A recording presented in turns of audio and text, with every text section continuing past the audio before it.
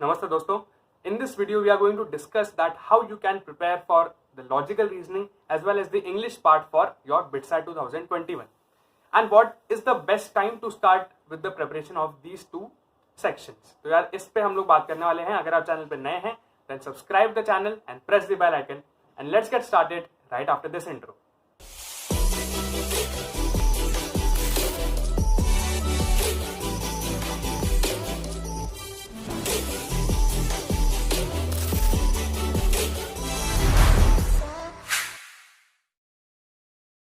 Okay so guys यहां पर हमें दो चीजें समझनी बहुत ज्यादा जरूरी है. ठीक है, before we get started with our description part की हमें कैसे तैयारी करनी है. मैंने यार ऑलरेडी वीडियो बना दी थी last year that logical reasoning कैसे करना है एंड इंग्लिश कैसे करना है, बट स्टिल मैं आपको एक बार थोड़ा सा ब्रीफ कर देता हूं in a single video that how you have to proceed. पहली चीज यार ये है उन दो चीजों में से दैट जो हमारा इंग्लिश है that is highly uncertain. BITSAT में कैसे क्वेश्चन आने वाले इंग्लिश के सेक्शन में वी नेवर नो, हमें नहीं पता. सिनोनिम एंटोनिम भी आ सकते हैं एंड इनफैक्ट आते हैं सिनोनिम एंटोनिम वाले क्वेश्चंस.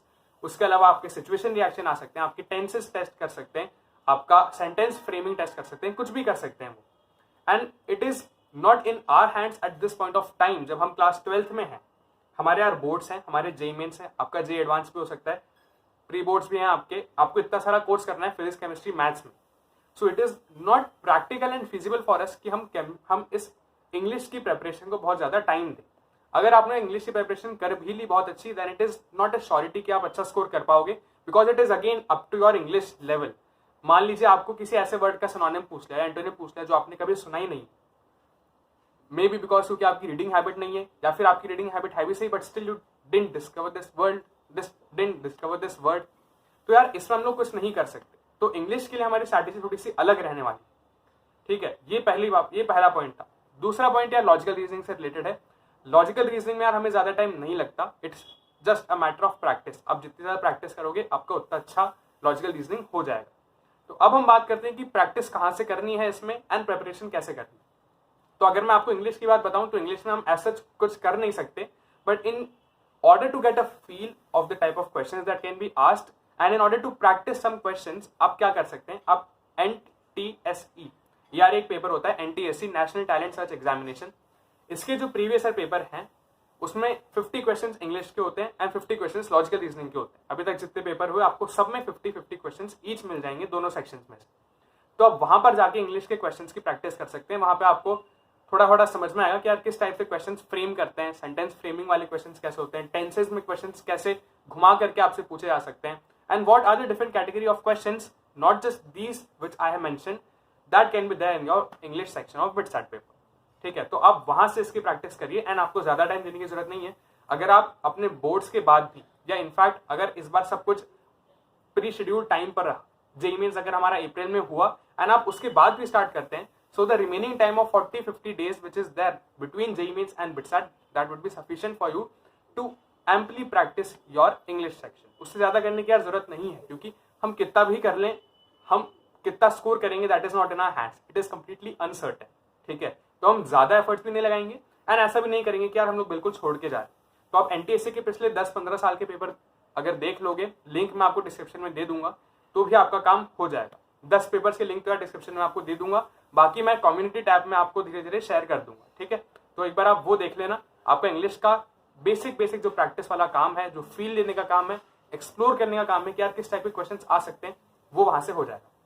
इसके अलावा कुछ लोग पूछ रहे थे कि क्या भैया अरिहंत बिटसैट गाइड कर लें, उसका इंग्लिश कर लें तो वो चल जाएगा. हाँ वो भी चल जाएगा बट प्लीज मेक श्योर कि एक बार NTSE के पेपर भी जरूर करना क्योंकि उनका जो लेवल है वो काफी कुछ मैच करता है बिटसैट के इंग्लिश के लेवल के. मैंने ऐसा देखा है कि काफी सारे क्वेश्चन सेम लेवल के होते हैं, सेम टाइप के होते हैं. तो अरिहंत बिटसैट गाइड आपको करनी है तो बिल्कुल करिए बट मेक श्योर कि एक बार आप NTSE वाले पेपर्स भी कर रहे हैं. अब हम आते हैं यार मेंटल एबिलिटी यानी लॉजिकल रीजनिंग पे. तो उसमें हमें यार दो चीज करनी है. एक यार बुक आती है, मैंने अपनी लास्ट वीडियो में भी डिस्कस करा था, master mental ability in 30 days. So it's a very very great book. मैंने इसको अपने 9-10 में यूज करा था जब मैं NTSE का एग्जाम प्रिपेयर कर रहा था.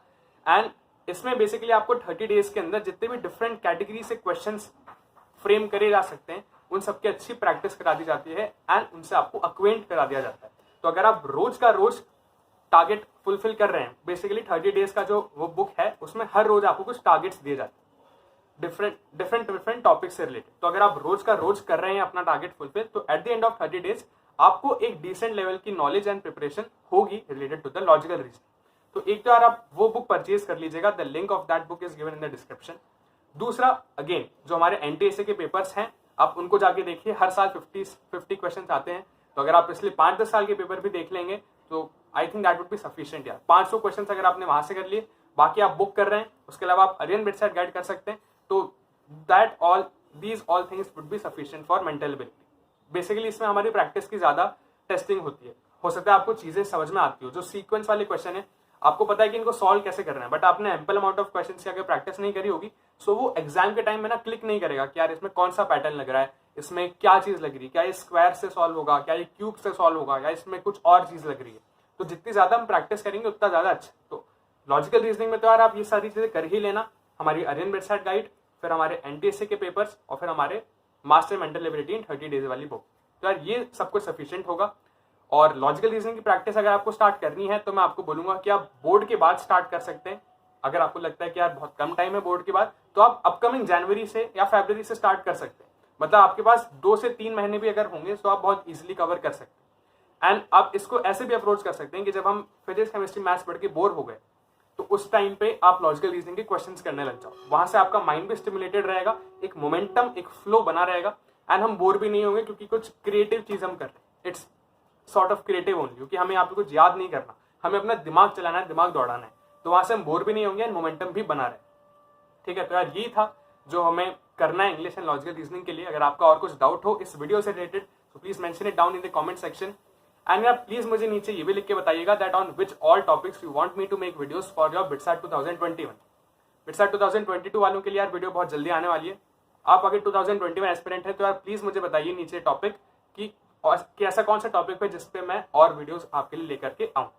तो चलिए इस वीडियो को एंड करते हैं। प्लीज लाइक करिए वीडियो को, अगर आपको पसंद आई है तो शेयर करो अपने फ्रेंड्स के साथ जो बिटसैट के लिए प्रिपेयर कर रहे हैं। And keep preparing, keep studying, keep revising. अगर आप चैनल पर नए हैं तो सब्सक्राइब करिए and don't forget to press the bell icon. चलिए नेक्स्ट वीडियो में मिलते हैं। जय हिंद, वंदे मातरम।